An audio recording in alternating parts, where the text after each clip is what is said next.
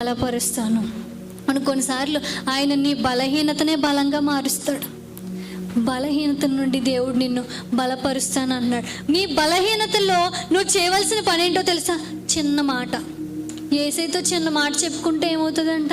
చింతలన్నీ తీరిపోతాయి. అలాంటి బలహీన సమయంలో నీ గుండె ఆవేదన పడిపోయినప్పుడు నువ్వు చేయవలసింది ఏంటో తెలుసా? యేసయ్యా, తట్టుకోలేకపోతున్నానయ్యా, నన్ను బలపరచు, నన్ను బలవంతునిగా బలవంతురాలిగా నన్ను చెయ్యి అని యేసయ్యతో ఒక్క మాట చెప్తే దేవుడు ఏమన్నాడు? నేను నిన్ను బలపరుస్తాను, నీకు సహాయం చేయడానికి మేఘ వాహనుడై దిగి వచ్చేస్తాడు నువ్వు ఎక్కడున్న స్థలంలోకి. ఒక్క మాట చెప్తే చాలు. నేను పీలిస్తే పరుగున విచ్చేస్తారు, నేను ఏడిస్తే లాలించి ఓదారుస్తారు. అవును, దేవుడిని మనం పిలిస్తే పరిగెత్తుకుని వచ్చేస్తాడు.